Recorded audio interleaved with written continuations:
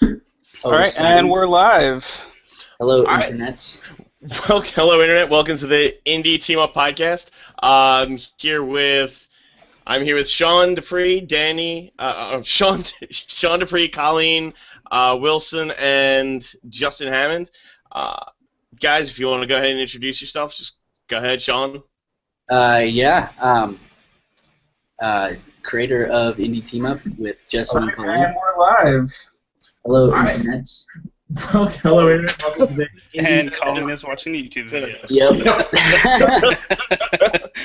And Justin, just go ahead and introduce yourself. Yeah, hi, Justin Hammond, co-creator with Sean and Colleen of Indie Teamup. I'm Danny Garfield. I'm here to visit. Game dev. I guess I made Concursion and working on a couple more. Yeah, Danny's our special guest for the evening. And Colleen, introducing yourself as well. Yeah, no problem. And Danny's from California like me, so he has the same time and everything. Yay. Awesome. And I'm Nathan Ladise, also known as the Crotchy Old Gamer, here to stand in as the host for the evening. Woo! We're glad to have you. I am psyched to be here. It's awesome. Thanks for showing up. Yeah. Thanks. So Danny, go ahead and you tell us about some of your work. All right. Sure. Well, I guess my work is about a year and a half ago now. I decided to quit being a grown-up and start making indie games from home. So our most recent game is Concursion. It's kind of a mashup of 5 games in one. It's kind of a crazy platformer where literally, like, imagine playing Mario and then jumping into outer space and you turn into a spaceship, or playing Pac-Man and then turning into a dude with a jetpack. So it's all about like jumping from genre to genre on the fly. And then right now my days are spent working on the Weaponographist. I guess the plot is a world-famous demon hunter is cursed to explore and defeat a dungeon using only the weapons that all of his enemies drop, because any weapon he finds eventually explodes in his hands. It explodes in his hands? So he's got this curse whereby, like, he's got a sword. You fight, and eventually it kind of durability decreases and it cracks and it shatters. But luckily the guy you fought just dropped a spear, so you pick up a spear and use it to kill the next guy with a machine gun. You pick up his machine gun and use it on the next guy to pick up a magic staff or a chainsaw or a bazooka. And it's all about just running, keeping your combo and using these adaptive weapons. Wow, that's kind of cool. It forces the player to kind of change the way they're playing the game on the fly. Yeah, yes. Add in, there's this combo system where, because of the curse, if you're ever not doing good, if you're not being charitable, then you actually get weaker. So just like in any RPG, you kill an enemy, you get stronger and stronger and stronger. But in this game, the moment you kind of slow down and stop, you actually start to get weaker. So it's this really frantic top-down dungeon crawler. Roguelike is a cool word now. It's that. So it's kind of like actually Cranked? Is it Crank with... Right, Okay. and you have to keep the static up, otherwise... Yes, exactly. Yeah. Oh, that Jason Statham movie. I know what you're talking That's it. Jason Statham, yes, that's the one. That movie Cranked, Jason Statham. I don't watch Yeah. movies. I What is love this? that movie. It's love fun. that I movie? hated it, but I If think you everyone here but Sean and Colleen has seen it. I don't watch haven't movies. seen it, but I remember the trailers like, Jason Statham has to stay in a sequence of crazy action, battles and stuff in order to stay alive. Oh my goodness. Basically, imagine Speed, but instead of a bus that'll blow up if it goes too slow, it's a person. I'm not kidding you. I'm not even kidding you. I There's did see literally a Speed. scene where he has sex in public to keep his heart rate up so he doesn't explode. And I'm the not next- even kidding you. No, in the next one, all he does is grind on a stranger because now he needs static electricity to stay alive. Oh, there's a Oh my second God. one. Are you Like, kidding? no, you couldn't Yeah, there was a second second one. It was like Oh, Starship goodness. Troopers 2 or something like that. It was that level of quality, okay? Okay. I thought you were going to talk number 1 because Starship Troopers 1 was amazing. it's amazing. I actually did watch that as a kid and loved it, and I didn't even know there was a 2 until I was an adult. I think there's a third or fourth one even. I felt Yeah. I was an adult when I saw it. Yeah. No, I've seen that movie once a year every year for like a decade. Yeah. So that kind of actually is a good segue into, you just told us about the weaponographist, Danny. Colleen, what are you working on right now? Learning Unreal Engine. I've got as far as putting a animated sprite in there. I'm really excited about that. Shit. But the reason why I was late is because I just installed Visual Studio. I'm going to try the C++ programming side of it. I think I'll like that better because like I'm looking at the blueprint and I'm just thinking like the programming part. And I just can't get my head around this blueprint because I keep thinking all the variables and stuff. And so I think I'll just... Are blueprints more visual programming, or... I haven't used Unreal, so I'm not sure how they work. It's like... you haven't seen 3D Studio Max either. I have. It's like... maybe I should just show you. We have the power. This is the internet, and we are have in the Hangouts. technology. What do you normally work in? What's your favorite environment? My favorite environment? Well, I guess Ichi, I'm wondering, what do indie devs usually work in? What language and tools do you usually use? Everything. It depends what you're doing, like your skill level. But yeah, a little bit of everything. If I'm doing web stuff, I usually Sublime Text. Java, I use NetBeans. And not that other one, because the people who make Java also make NetBeans, so that's why I use it. Yeah, Visual Studio for C++ stuff on mine, but I haven't touched that in a couple of years now. Yeah, I use Visual Studio for a lot of things, C++, C# mostly, and Sublime Text. If I even if I'm doing stuff in I've just gotten away from using Sublime Text when doing C# stuff in Unity. Because like you don't need to compile it or anything, because Unity handles all that. So it's, I don't know. And Unity. Well, it's probably quicker. You don't have to compile like every time you change something. Well, no, yeah, and it's just like I rarely use like IntelliSense, which is for me honestly the biggest feature change from going from Sublime Text to Visual Studio, specifically dealing with like C# and Unity. But like if I'm not using Unity, then definitely Visual Studio. But I have a BizSpark account, so I have like 2013 Ultimate Edition. So I have to sign up for that. I still have yet. I have the 2013 Community Edition. Yeah, the Ultimate Edition's pretty nice. It pops up another window when you're using Unity and you open like a script file from Unity and Visual Studio. It pops up like the whole script reference in another window within Visual Studio. Unfortunately, since it's a Microsoft product, it's using some like version of IE to open it. But I mean, it's like I'm not too concerned with that because it's just like the script reference, so it's just basically text. You know what though? We got to give something to IE right now because Firefox is worse. IE deserve they deserve the most improved award, which really means you were fucking horrible and at least you got better. No, but I have no reason to hate it now. Like the last two machines I bought, I haven't bothered installing anything else. And you know what? I'm a web dev primarily, and I probably enjoy web dev more than I do game dev, which is saying something. But I use all of the browsers. Well, probably not. I only actually use Chrome for myself. Well, I use them because I need to test the stuff that I dev on the web in them. Isn't Compat a nightmare for web dev? Isn't what now? Compatibility testing? Like making sure it works across Oh my god, dude. Like, you could dev something for days and make it work perfectly in one browser. We saw this with Indie Teamup. We saw this with Indie Teamup. I dev'd it in Chrome, and because it's a side project, that went quickly, and we went over to Firefox, and it was just broken in so many different places. Yep. And, it's the only browser where that happened. IE, perfect. Safari, which is kind of scary. Firefox. Even in general, if I'm having trouble in like opening something in Chrome or in Firefox or something like that, I'll open up in IE. Just to check it out or whatever it is. Not that anything ever has a problem in Chrome, because it's better. Yeah, I wrote like a little HTML5 like multi-stem media player just to try to do some like cool little music mixing utility. And I was really proud of how it worked on a bunch of browsers. And then I got in my head like I really want mobile to work, and my brain exploded.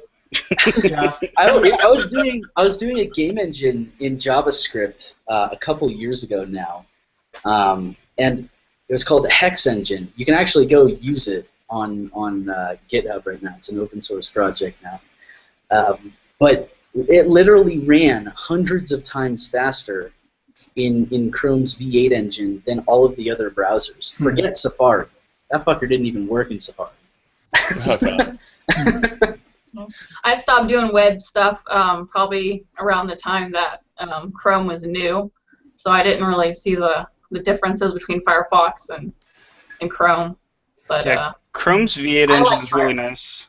I like Firefox a lot better than Internet Explorer.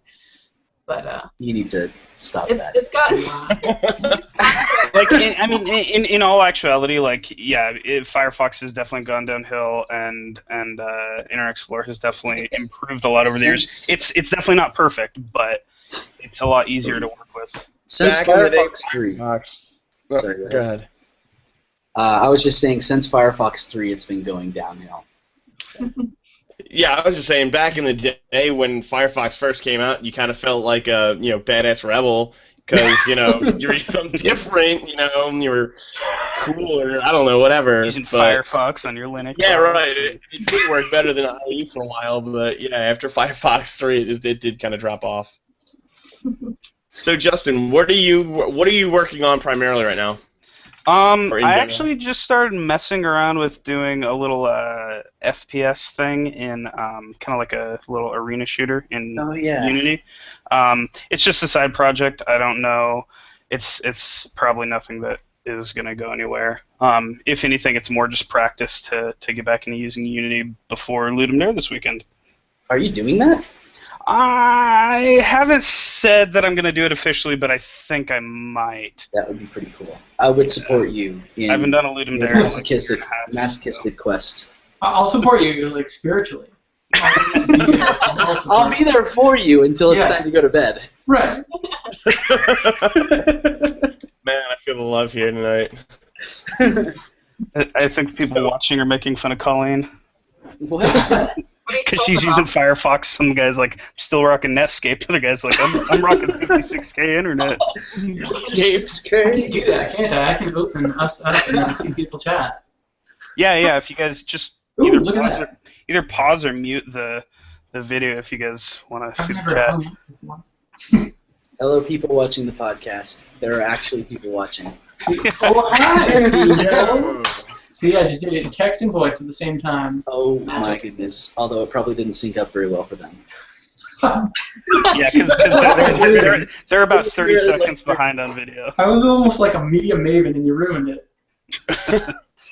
So, Sean, what are you working on right now? I got a few different side projects going, but I'm really stoked about the feature we just released on Indie Teamup, which was a solid 2 days of dev, the updates feature.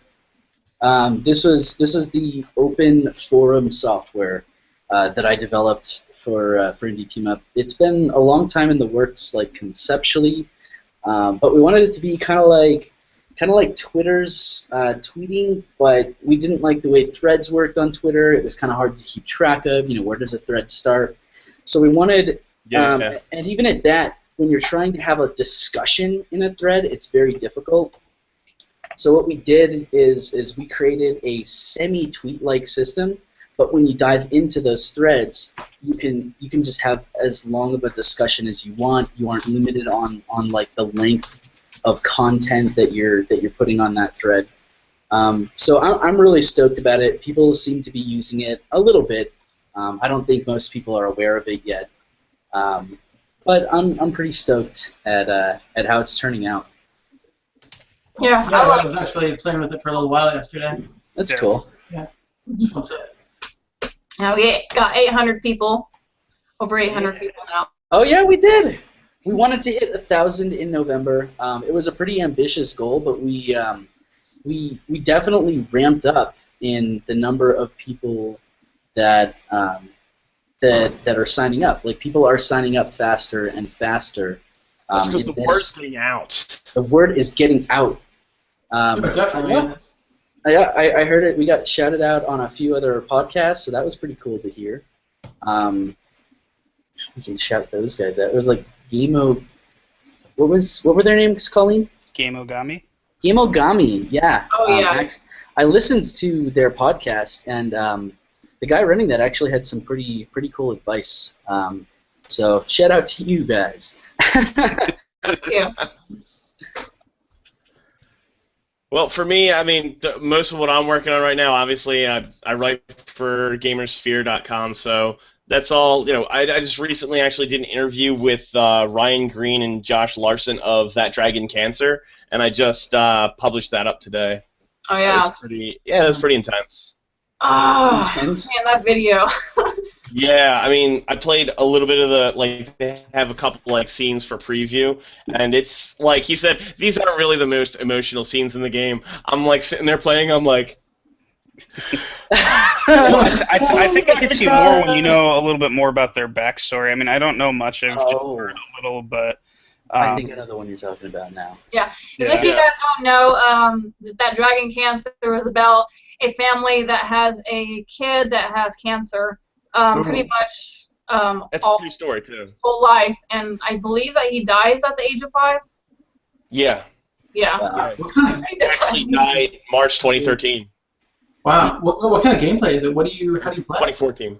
It's basically kind of like an adventure game. It's like they describe it as being Myst without the puzzles. Okay. So it's kind of like a visual. Basically, it's one of those. It's a visual novel. Yeah. Yeah, the visuals in the game did seem really cool. It seemed, I don't know. It was just like I only watched their Kickstarter video, and even watching, I was like, oh my god, I want to give money to this.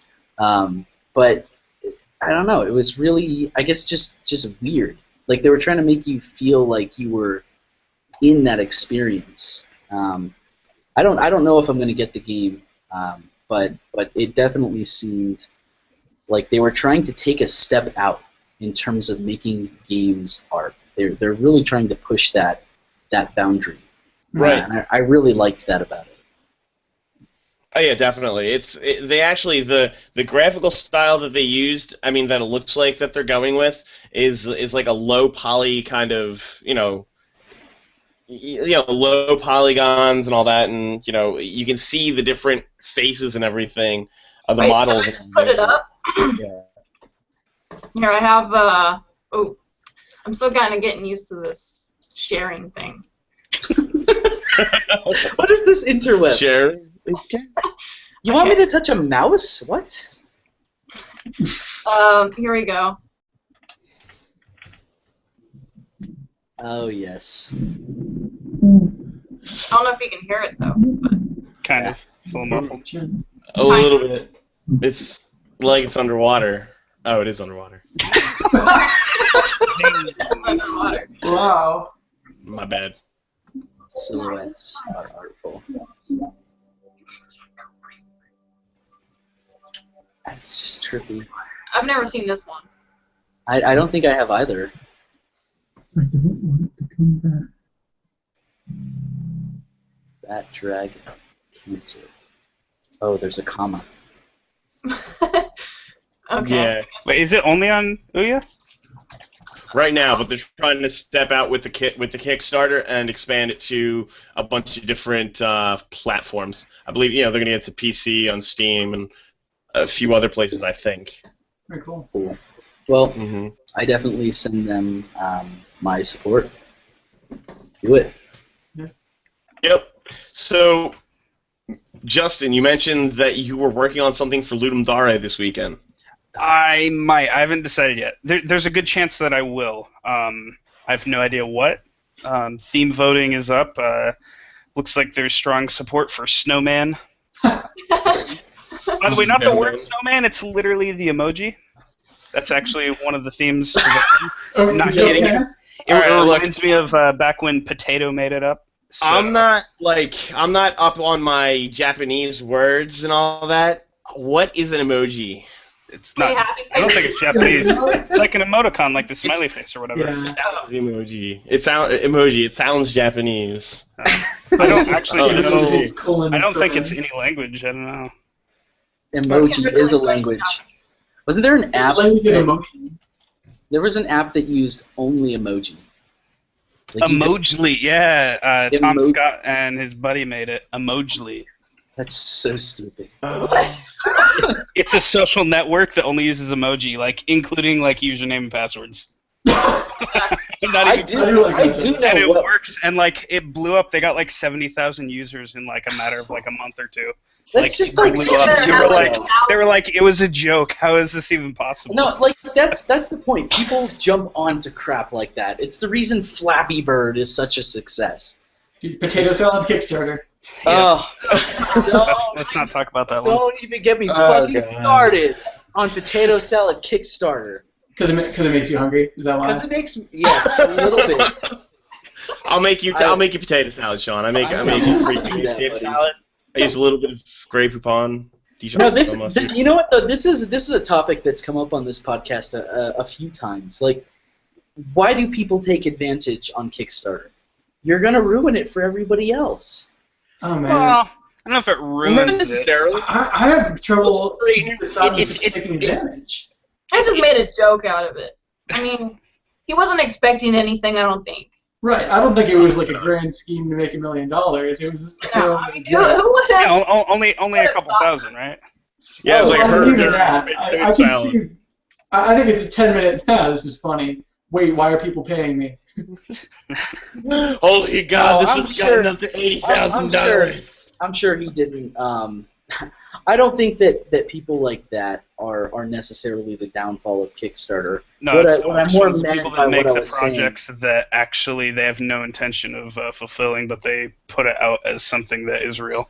Even with the best of intentions, even if it's just a mismanaged project, people that do Kickstarters and don't follow through on what they're saying are going to make it more difficult for younger or other teams coming into that scene to become successful in their Kickstarters. So that's where I'm torn though, because it's a really interesting dichotomy. It's effectively you get to go out there with any level of expertise and tell a crowd who doesn't know anything about you, I think I can do this, fund me. And I got to imagine there's a lot of really well-meaning people who kind of think, I play games, I must be able to make, or a game, a device, anything. And it's like only once you've got the money do they like set the time aside and realize, I didn't realize it was full of crap. Well, Which I is would. why it's so important that they give you like almost a sort of, here's my personal resume, this is what I've done in the past, blah blah blah. I'm familiar with designing video games or whatever their project is, to kind of build that standpoint that hey, I can deliver, And I love the idea. I think that Kickstarter is so important, and services like it are so important for the indie community because it allows us to remain independent. But even in just my own behavior, when I see people, I've spent hundreds of dollars on Kickstarter, and I don't even think one of the projects that I have funded has been finished. Same here. And when I see that, I am very I don't pre-order games anymore. I hardly ever fund a Kickstarter now, just because I feel like I've been burned in the past by many different organizations, studios, individuals, what have you. And How I do you feel feel about about it? pre-ordering too. I almost never pre-order games, especially when they offer exclusive, like you'll get more game if you pre-order. That just feels like they're shafting people who don't pre-order. Oh, Let's I'm a get- consumer whore. I pre-order everything I buy, and I use it like a wish list. If I know I'm going to buy a big game coming out, it's pre-ordered a year out. Amazon Oh my makes it so goodness. easy. They don't charge you till it ships. Basically, it's just... and more often than not, they do that price flex guarantee, so at some point over the year, they like misprice it by $20, and it's, Oh wow. it's discounts and pre-order bonuses. Well, if they discounted the games, I'd be okay with it. I don't like when games like offer a you'll get a harpoon. I'm like, come on. I don't want a fucking harpoon. Harpoon gun, you mean harpoon gun. Bioshock Infinite was the last game that I pre-ordered because they were going to give me a shotgun, and they gave me a shotgun. So I was happy with that. Were you Shotgun fulfilled? purchase. I was fulfilled. I had a pretty neat-looking shotgun. It was different than the standard not neat-looking shotgun in the game. So Was it different in any other aspect? no, it's just the skin was a little different. Kind of cool. It looked Had like your I think name it had like a engraved on it? Chinese. No, not even. It just like I think it had like a Chinese look or something like that, and that was it. To be fair, Bioshock Infinite is an amazing game. Like, God. I played that game through twice before I realized I finished it. It was not a. See, the reason I didn't like Bioshock Infinite is because it kind of took the game and made it into a walkthrough of a really nice environment. You know what I mean? And then eventually it got to being Bioshock, but by that time there was only like 10% of the game left. So And you're it was like- talking to a steampunk fanatic, okay? I don't am care. I don't care that And the the game guy. was just a scenery. I just looked at the steampunk and I'm like, all right. It could have been a movie and he would have been happy with it. Yep. I'll be honest about something I'm embarrassed about. Like, I really like Bioshock Infinite, but the whole time I was sad that it didn't take place in Rapture. They built such an amazing world with Rapture. I just wanted to go back. I'll give you that. I loved. That's true. I'm even one of those people that loved Bioshock 2 for that. And I know a lot of people harp on that game, but it was fun. I mean, I'm playing Dragon Age 3 right now, and the entire game is just me going, when do I get to meet my hero from number 2? And then it happened. Alright, I can stop. I'm enjoying it, so man.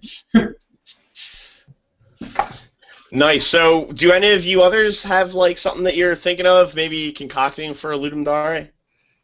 No, I tried 2 years ago, and I got the first screen graphics, and that was as far as I got. I got scared after that because I'm just too much into art. So I like painted it all, polished everything, and then I had 0 time left. Yeah, it really teaches you Shots are great. to not let feature creep happen. Learn to do things as simply as possible. You know, don't add a bunch of stuff. Just get one feature and make it good. Yeah, I might try it again, maybe with find someone on Indie Teamup someday. I'm sure Yeah, you no, I can. think that's a great idea. It's definitely the best platform for doing that. Plug. I would dare say that's what Indie Teamup was created for. So, Danny, have you done any game jams or anything like that in the past, recently, whatever? No, not recently.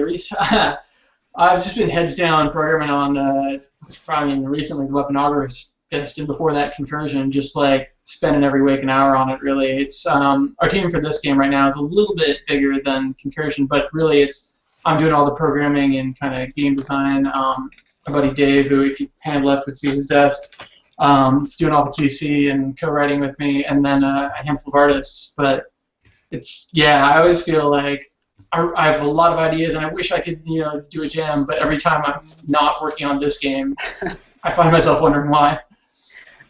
So, do you have your own studio space? Does a bedroom count? Yes. Yeah, it's huge. It's really nice. We're like your indies, studio man. too. Of course it Play it up, counts. play it up, man. If that bedroom is only used for the game dev, then It is. completely It's a counts. dedicated game dev bedroom. So here's the layout. Yeah, well, Monitor, we'll create monitor, indie dev monitor, cribs. monitor. Wow. Indie cribs. Let's do it. Yeah, indie dev cribs. There you go. I would watch the hell out of that. Oh my God! New feature I always see indie people posting images of, like, here's my dev setup and stuff. It's like, you might as well. It's basically the same thing. Just Yeah. I don't get any sunlight, so all the monitors give me just enough vitamin D to live. there you go. Nice. Which I played Concursion, and obviously I read a review of it on my personal blog.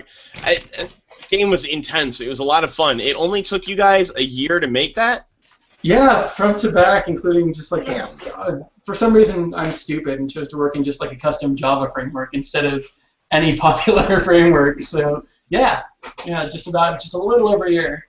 Yeah, whatever works, In whatever. Java, you didn't use lightweight Java game library? I'm using lightweight Java game library, but really just the GL wrapper components. Like I'm not using Slick or any of the things that sit on it. Yeah, I devved, actually, the game engine that I devved in using lightweight Java game library while I was in college is the only reason I got a job outside of college. So for people going to school, do shit outside of class, because it fucking matters. And if you shit in class, you'll get in trouble. If you cheat in class? Shit. If you shit in class, yes. Well, generally, Is there? That's very specific. Have you, Danny? Are you revealing something to the indie team up here? Is that what's happening? I mean, not all the time, but a lot. Like really a lot.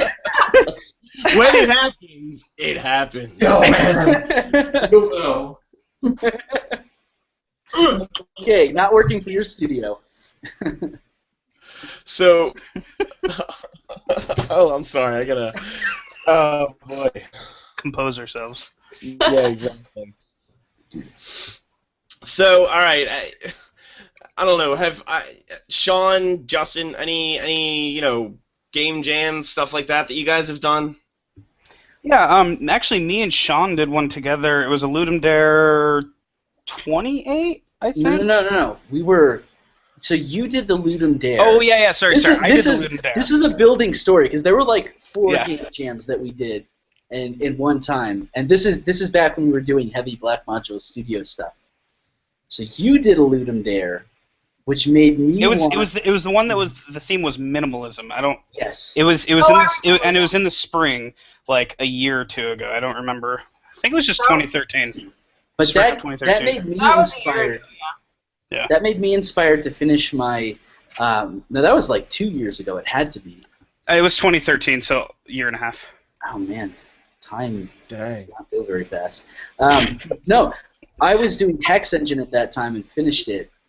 And then from that, we decided to make our own game jam. Because I was on the game jam high still. Right. From Ludum Dare. I don't know if anyone's done a Ludum Dare. Maybe you've had that a successful Ludum Dare. I mean, I didn't rank well at all, but I sort of completed it. It was something I submitted, so and yeah, I was just like, I did this in 48 hours. That's so awesome.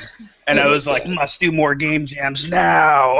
And we did it. That's what our lack of sleep may have been a contributing factor. Tone's Adventure came from that.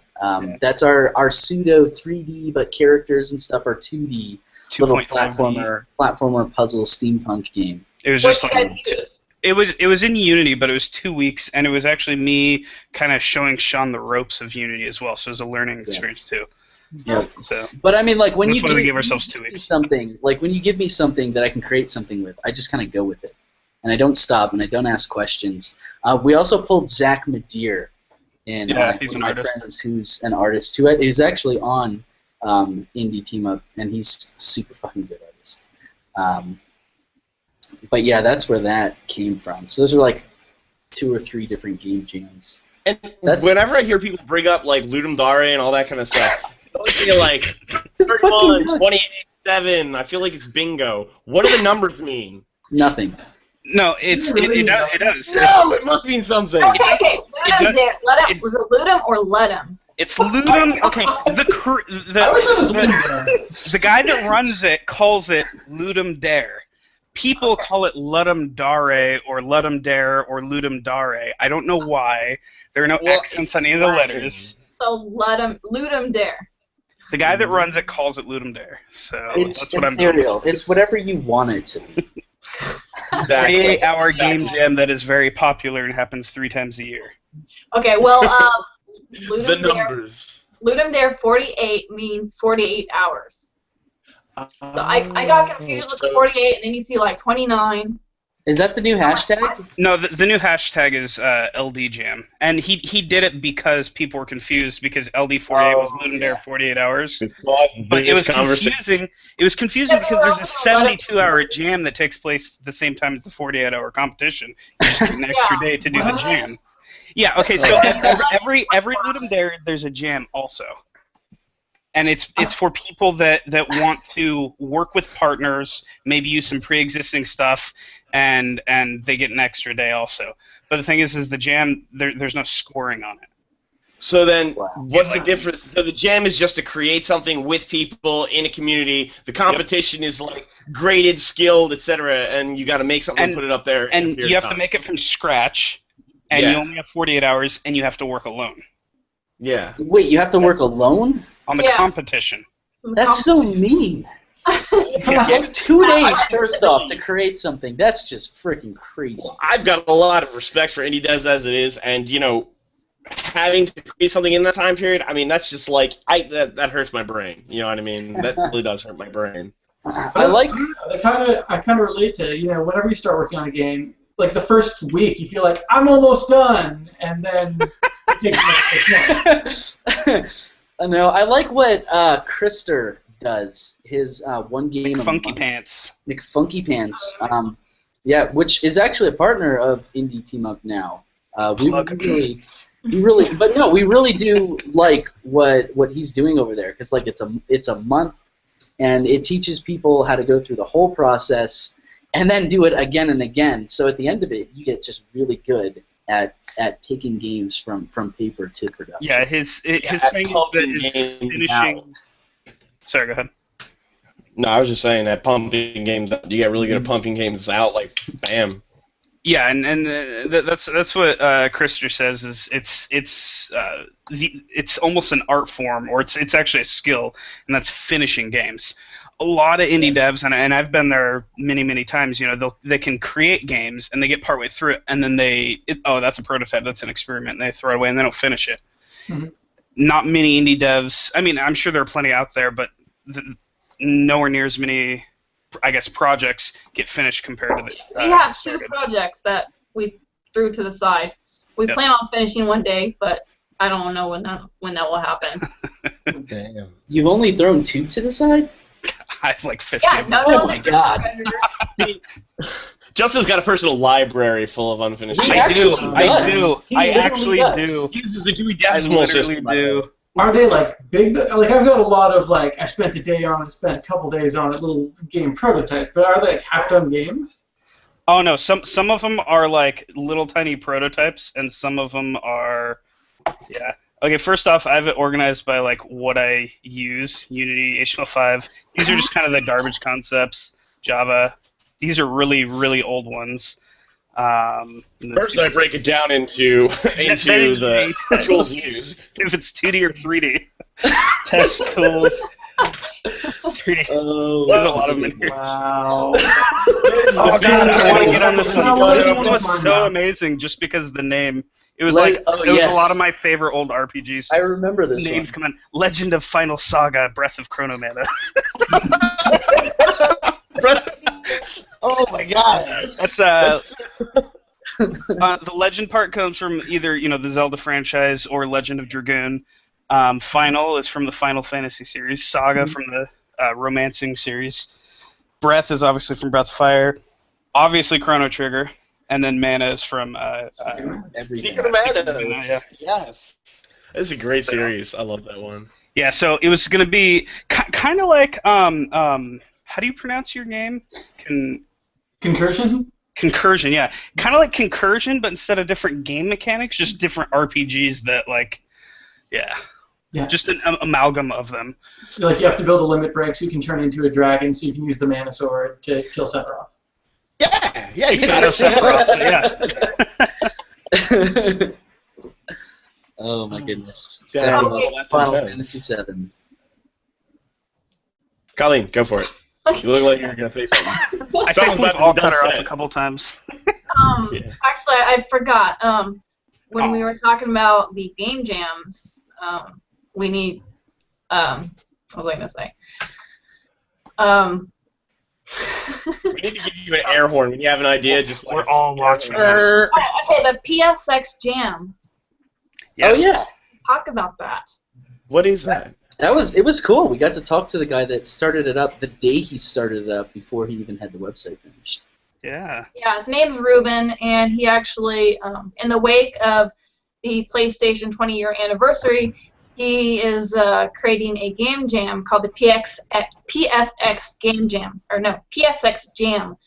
And what it is it's just a game jam where you make games with PlayStation 1 graphics. Like low poly stuff and then low resolution stuff. Oh, that sounds like so much fun. I know. I'm thinking like Final Fantasy 9 stuff is gonna come out again. I'm Final like, Fantasy yeah, right? Fuck yeah, dude! I think Final Fantasy 9 is my second favorite Final Fantasy of all. I think, like, looking at this, I'm like, if there's any like kids that are a few years younger than me, they're gonna look at that jam and they're gonna be like, that's stupid. You don't understand. Yeah. I think it's like you make it bad factor for us. I'm like, let's do this. Yeah, dude. Well, low poly stuff's starting to get popular. Oh yeah. Yeah. I see a lot of low poly, somewhat flat shaded, or even pastel colors. I see a lot of that. Yeah, like recently. low poly trees and the low poly water. Low poly water. It's that just flat surface of blue with like. Oh my god! That reminds me. There's this MMO called Albion online, and it's pretty fun. Me and Sean played it, and we played in one of the alphas, and that's how the water was. It was just. They posted a screenshot. It was literally a flat 2D plane that they had a texture of just solid blue and every now and then a little bit of white that I think was supposed to be like waves or something. But they have better water now. But it was hilarious. That's depressing. I think it's cool. You know, in my eyes, any project that you're working on, I don't care if it's web, I don't care what it is. The follow through is so much more important than the nitty-gritty details. Absolutely. It absolutely is the case that finished projects, you can put that stuff on your resumes, on your portfolios, anything. People that are hiring or people that are just going to take you seriously want to see finished products. Yeah. Share my screen. That's the water right there. Yes. The game looks so cool. Are those the shadows of the trees, or am I being generous? Yeah, no, that's the shadows of the trees. The game's actually like great. Like it's one of my favorite MMOs right now. It's still in alpha. It's they're on a development break right now. We played in the last alpha. I'm gonna ask a dude in chat, Gimme. I think he was streaming that game a lot. He can tell me if I'm wrong. Okay. Catches up. I'm looking for one from the world map. The world map looked really especially awesome. What kind of a game is it? Is it an MMO? Is it like RTS? It's a very resource gather. It's not cookie. I love that game. It's an MMO. It's very resource grindy. Like you're definitely grinding out like gathering resources constantly and stuff like that. But I mean, there's PvP and everything like that. The game world takes up on like each one of these like maps, like you see in this corner, this square is like a room or zone or whatever. Like there's a little loading screen whenever you go through like to another like room or whatever. But the whole game world is made up of like tiles like that basically, and then those tiles are decent size. But you go around and gather resources and build up your buildings for your guild and kill people.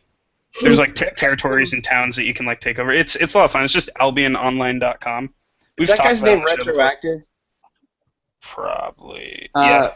We've got a question in chat. What is the best indie title you guys have played recently? Oh God, it's a good one. I've been right back to Binding of Isaac lately. Binding of Isaac, the remaster came out, and after like ages of playing it, I'm finally stuck back on it again. I beat it literally like 11 or 12 times in the first day I had it. I mean, that's how you play. Like you beat it over and over to get progress. I haven't played that game. I've heard a lot about it. I don't know.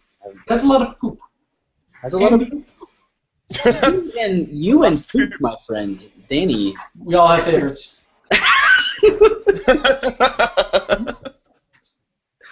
So, how did you guys feel about the PewDiePie 80s versus PewDiePie jam? I didn't get into that. I was really upset. I saw it and just things going on, and I didn't get around to it. So 80s versus PewDiePie, what the hell? It was a game jam. I see the hashtag, but I didn't really look into it. I know it's a game jam. Yeah, PewDiePie basically had like this 3-day game jam. He was like, make games, and I will play the top 10 best ones. That's so cool. I played one kind of really fun one from the jam. Yeah. It's a social situation simulator. Anybody heard of it? What? All right, so it puts you in like you're either shopping for groceries, or you're on a date, or you're at a movie, or a bully walks up, and all you do is you drag your mouse around somewhere on the screen, and the guy's eyes follow your mouse. And so like someone will confront you, and do you look at him in the eye, or do you look away, and it'll judge you? Or it'll be like, awesome. You confronted him just right. He respected you. Oh my goodness. Who's to say what's right? No, it was very clear, and sometimes I had no idea what was right. It's super mysterious. But apparently there is a right way to interact. Is that Colleen? What was it called? I think it's called Social Situation Simulator, something like that. I'm going to check my own Twitter for it. I thought you said Awkward Situation Oh, Simulator. no, Social Situation Trainer, maybe? No, that's the upcoming DLC. Right. Oh, okay, my bad. Oh, while he's looking, I have this to show you guys. I wanted to show you what the blueprint looked like. Oh yeah, the blueprint's been unreal. I don't know if you can see it. I don't know how to make it. Oh. Yeah, so basically it looks like this. And I could see where it could get really complicated into this big giant web of confusion. Yeah, so it's just like a node graph.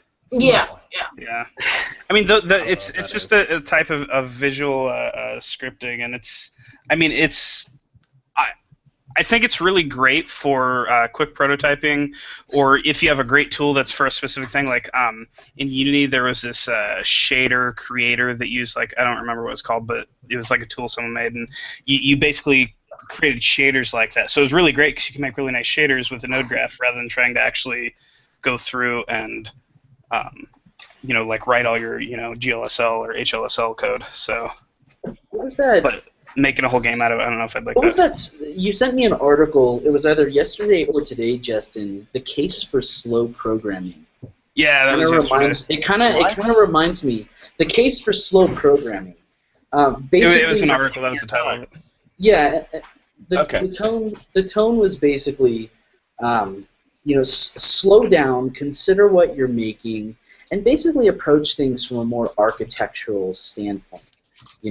Programming isn't just throwing syntax onto a page, it happens up here. Well, I think the context also comes from, in a lot of, at least businesses, you probably don't see this in indie games as much, maybe, I don't know, but in a lot of businesses you see this, like the agile methodology of programming, like pushed to its limits, where it's like, you need to basically be pushing out like commits like 10 times a day, and it's like, well, sometimes, like, you're just pushing out garbage, because you're not giving enough time to actually think about what you're doing, and you're just mashing your keyboard, throwing code up. Okay, here's the quote that caught me from that article, which I think relates to this topic. Fast programmers build hacky tools to get around the hacky tools that they built to get around the hacky tools that they built to help them code. Okay, I see what you're saying. So when you say hacky, let's kind of try and pin down the definition of this, highly technical term within the developer field, I think it is. You mean things to get around things that you could have been done better? Yeah, I think it's the case that, like, building development tools is not a bad thing. You know what it reminds me of? But hold on. Building development tools is not a bad thing, but using them as a crutch is. I personally. Okay. Right. There's not a shortcut for good architecture. To answer your question, Nathan, it's, to summarize, like you said, in a non-techy way, it would be, building contraptions to get around the fundamentally bad architecture that you built, and then having to build contraptions to get around those contraptions. Look at our roadway systems. It's like the difference between building. It's like the difference between building the Serenity or the Starship Enterprise. Or the Death Star, and then it gets blown up. Well, yeah. No, seriously. One fired laser in one point's gonna blow up the whole Death Star. They built hacky tools to get around that architecture. One exhaust port for the whole. Right. Like perfect example. That should be a bumper sticker, actually, on their license plate, built with hacky tools. Well, that's definitely. I mean, that's enlightening. I don't know much about indie dev myself, so being a I think that's more business dev that you'd probably see that in, Okay. especially a lot of startups in the Valley. I think you'd see that like a lot more often around there. Yeah, I think the guy was referring to web dev in this article. Awesome. Yeah. Right. And I'm sorry. So to take a step back a minute to the question that somebody put up in the chat, not to run right over that, but I was like, crap, I gotta bring up Steam and everything now. Yeah. The two games that I've been playing recently were Pixel Junk Eden, which is remarkably fun. It's got a feel like Euphoria, but a different take on it. Rather than being an RTS, it's like a little kind of adventure game. And then the other one I was playing was Clockwork Empires, which I've been following that. the win. Dude, that is an awesome game. It's in pre-alpha right now, and it's probably the best pre-alpha game I've played in a while. Dead serious. I think Albion Online is the best pre-alpha I've played. No bugs. Hands down. Pre-alpha. No, there were a couple bugs, but they were in no way. They were almost exclusively visual bugs, and they rarely occurred. I never saw one. Highly, highly, highly polished. Great team. Wait, Danny had a picture that he wanted to show us, right? Oh, Danny Danger. Yeah. Yeah, I got asked why my screen name, why my Twitter handle is Danny Danger, or what is it? I don't know what Danny. Where'd it come from? I don't know how it came up. My middle name is Danger. Yeah. For real. Literally danger. No. We were sitting there for like 5 minutes, like, oh, okay, this fucker's just pulling our chain. But no, his middle name is Danger. Legitimately. Yes, Like, well, by law. the man said it had to be. So how did you come into that? When I married my beautiful wife, who poked me behind your video, she didn't want to take my last name, and I didn't want to take hers, so we agreed to both add Danger as our middle name. Ew, I don't want that last name. So I have two middle names, technically, but the cool one's Danger. Daniel Adam Danger Garfield. Yeah. Well, be careful, because if you cut the Gar off, it'd just be Danny Dangerfield. Yes, that's just as cool. What's the problem with that? Rodney Dangerfield, come on. Get some respect. I don't know. I am definitely pretty jealous of your middle name. That's awesome, though. You know, Yeah. legally, if you do the same thing, if you add Danger as your middle name, you're married to me too. So you can just do that, and I don't even have to Are you say it. serious? Yeah, I don't even get to say Dude, it. it's like we just friended up on Twitter, and we're gonna take the next step. We moved pretty quick. You didn't even buy me a bottle of wine, good sir. You know what? I Amazoned it to your place. It should arrive sometime. Holy shit! Oh my god. We got marriage going on the podcast now. Yeah. All I right. feel like this should be an indie team-up plug since everyone said it was like OK Cupid for indies. Yeah. My goodness.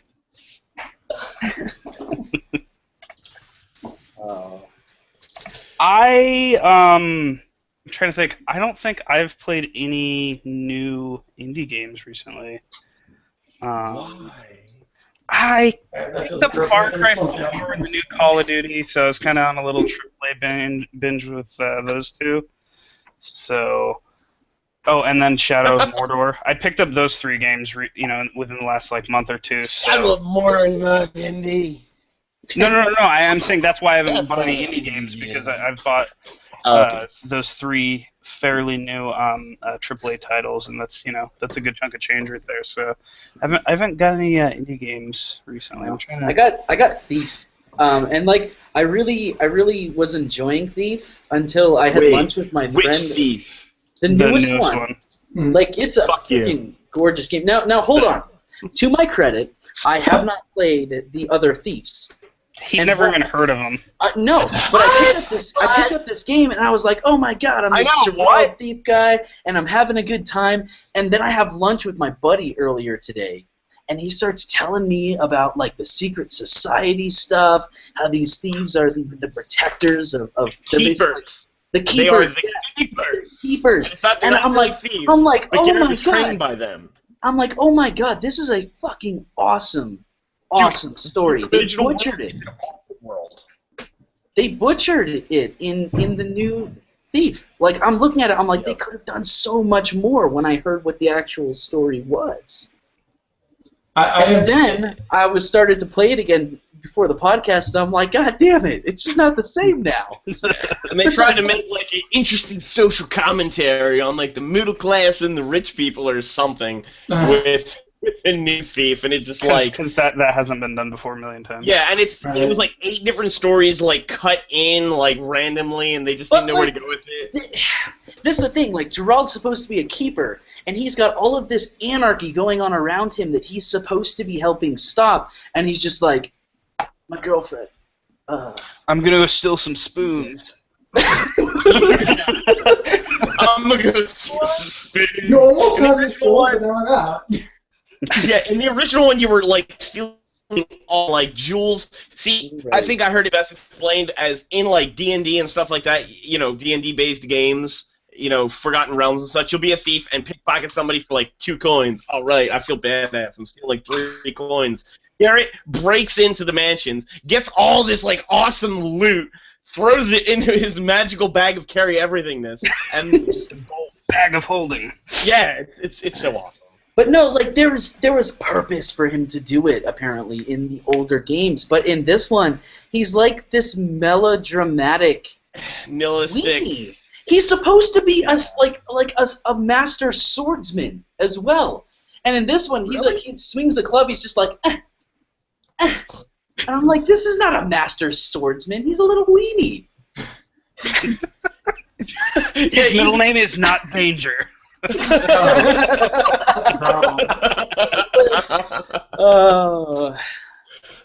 So. Well, what about you, Colleen? Any good indie games recently that you have been involved with? Yeah, actually.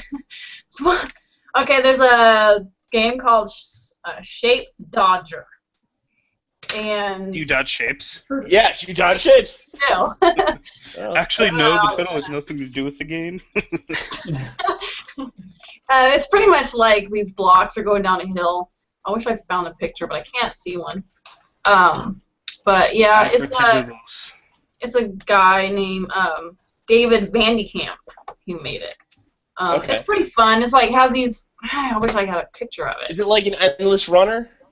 No. Okay. Is it like the original Mario? Wait, and what was that name again? Shape Dodger. No, the person's name. Oh, David Vandekamp. Oh, never mind. We have a friend, David Van Larveth. Oh. I heard David Van, and I was like, wait, did he make a game? Yeah, I can't find it, but basically it's like these different blocks with different colors that go down this snowy hill, and you're trying to attack them. And how you attack them is like there's these different buttons on the bottom that has the same shapes or same colors and designs on them. So pretty much, you have to hit like the blue button, red button, white button. You have to do all these. Kind of like rhythm games, like a Rockstar or something like that. Like how you have to hit them in order. Yeah. But the thing is, like, one's going down, so you think that you have like a blue attack, so you shoot it. But then there's like a red one that comes down, so then it's like, oh, well then I got to get a red one and a blue one. But yeah, it's pretty much like. That actually sounds like what was it called? Rise of the Ravager by Gentleman Squid Studios. That's a game where a bunch of stuff is just falling out of the sky, like missile defense style, and you have to like push like it's meant for the Xbox, so you have to put like red, green, yellow, or blue to shoot the different colored enemies. Yeah, it was pretty cool. I mean, at first it's like really easy, and then all of a sudden it's like, oh, it can get pretty tricky. So. I keep thinking Amplitude, but I don't think that's remotely right. Amplitude. Harmonix. Well, I guess Amplitude's a sequel to Frequency, but it's a harmonics game, like pre-Rock Band, pre-Guitar Hero. Mm-hmm. So good, so good. You like ride down multiple. It's a music game. You ride down multiple tracks, and like one of them's the vocals, a synthesizer, bass, guitar, drums, and like you shoot your lasers at the notes that kind of fly by under you, and if you can hit like a full bar of the song, then it auto plays for 5 or 10 bars, and you move to the next bar and try to get the whole song going. So good. They just kickstarted for a sequel like a month ago or something. That sounds like fun, and I really like music. You know, I don't know how to explain it. Games that get music more involved is in the game, because for me, playing a game, if it's got like really good music, like for example, Concursion has some fantastic music in it, then I just get pumped and amped. I just get so into the game. You know what I mean? Yeah, Portal 2 is like that. I loved Audio Surf as well. Yeah, that game's fun, definitely. Well, since you brought up music, I'm just gonna name drop. I'm super happy. The same composer from Concursion is working on Weaponographist right now. It's actually a buddy of mine, Christopher Hogue, and I'm just name dropping him because more people should ask him to do more music, even though he's constantly slammed doing music. So like, yeah, super awesome, great work, but also like Emmy-nominated composer and handsome lad. So yeah, that guy, and so easy to work with, and all of his stuff is amazing. So Cool. that's no doing of my own, just lucky. That's awesome. So, actually, so before we wrap, yeah, have you guys seen any games on the ITU, IndieTeamup.com site that really stood out to you that I don't know that you wanted to talk about? We've wanted to do like interviews with teams, like success stories. I know that we've had a few really cool teams pop up that are like active and really passionate about what they're doing, and those are really only the vocal ones. I know that we have 108 teams now on the site, so a few of those have to be doing something cool. We just haven't seen it. Well, there's one you actually commented on. He just did a little Vine video. I saw it today. Yeah. What is he? Catchco on our site.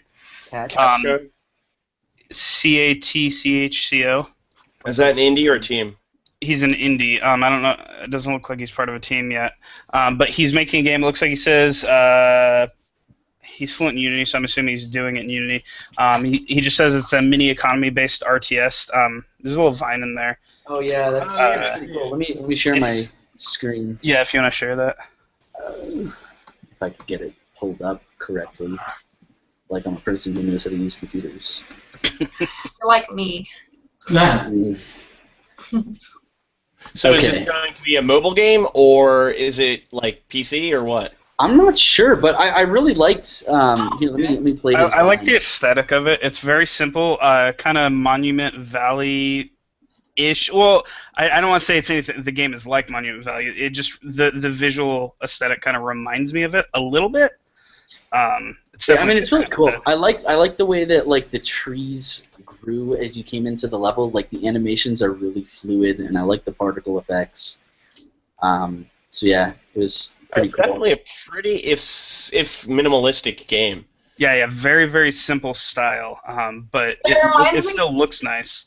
I can't Even remember. if that's prototype. I can't remember about that game, but it reminds me, the art-wise, it just reminds me of that one game that was really popular. Of the little white guy, and there's like black little cone guys, and you like turn the buildings around. There's like stairs. It's like an optical illusion kind of game.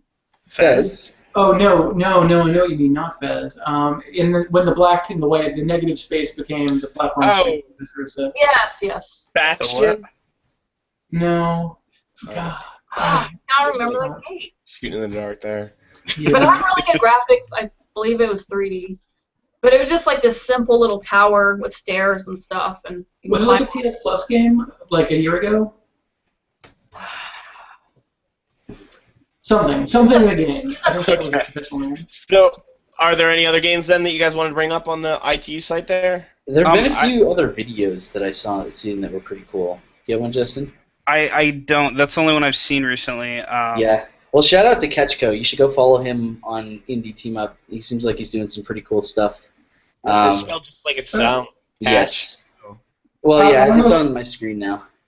I don't know if I'm allowed to share, but a gent from chat, Gimme, just brought up what I think is a really cool idea, so I'm going to share his idea with you guys. What about adding another section to the website for press, a way for indies or indie teams to connect to indie review outlets? Oh, absolutely. Like, this is something that has been an idea of ours. Let me stop sharing here. Since the beginning, especially when a lot of other stuff that we're not going to talk about went down, we're like, well, I think a press section would be pretty cool for a site. I mean, it makes sense. We've got a community of indie devs who are obviously hungry for news and other reviews. We don't know what it's going to look like yet. If you want to add something to that, Justin. Yeah. Well, I was going to say, I think updates is our first kind of step in that direction, allowing people to share, in a better way, share what they're doing. Right now, it's very Twitter-esque, though, so it's obviously limited in that. It's kind of like a mixture of Twitter and Reddit with less of the negative aspects of both. It's an open. Well, what I mean, like, yeah, but it's not like a full-on like press page or anything either. No. So that's definitely our first step going in there. We want to have a place on the site for professionally written articles. That's kind of like the idea. We don't know. What does that say? I was drawing up a quick UI. It says newsfeed. Oh, newsfeed. Yes. This is my wireframe. That's good. No. We'll put that right into the site. It's almost finished. Lots of advanced graphics right there is what that is. No, but in all seriousness, we do want to have a very robust news section on our site that's very interactive for the community. So we are cognizant of that. Awesome. And it sounds like that'd be a good idea, especially to streamline it from the developers to the reviewers and all that, so that people can know about the games and stuff like that are being made through ITU and just get into them and all that. Yeah. Well, I guess we're going to wrap it up then. Thanks a lot for coming on, Danny. If you guys want to check out their games, it's Concursion, and keep an eye out for the Winographist, because it sounds like a pretty intense. It sounds like a pretty intense shoot 'em up. Shoot 'em up, beat 'em up. Twin stick, punchy, stabby, shooty stuff. Oh, well, that sounds like a fantastic melange. Yeah. Because apparently I can't make just one game out of one game. Yeah, no, thanks for having me on. This was tons of fun. Thank you. Thanks all It's you working guys. out for you guys so far. Yeah. Yeah. Thanks for coming on, because I was kind of didn't know what was gonna happen. So. No, I'm glad we did it. I had a ton of fun with this one. Yeah, definitely. Awesome. All right. Well, have a good evening. All right. Wait, everyone. what? Okay, we have to do our Twitter handles, right? Oh, wait, hold on. Oh, This yes. is Crotchety Gamer's podcast. We don't know if he's doing that. I'm so sorry. Well, no, it's good. It's good for you guys to throw it out there. So, it's just what are your Twitter handles, real quick? Let me throw mine. There's Sean Dupree, who is at Mr. Dupree. Danny Garfield, if you want to follow Danny Danger Garfield, you can find him on Twitter at Poobah Danny. Colleen is at Spaz Chickens. Justin is I spelled that wrong. Justin35F. Justin35F, and Yes. you can always follow me, Crotchety Gamer, at Crotchety Gamer. All right. Not crotchety. Crotchety. Crotchety. Old motherfucker. But that's what I get in my brain. I call you crotch. Crotch get the crotch. I always drop a T and I call him Crochet Gamer. It still works. I always forget that first T. Absolutely. She's funny crocheting. Oh my god. All right, we gotta It wrap still this. works. It still works. Alright, yeah, we gotta wrap this guy. Later, guys. Later. Alright. Bye.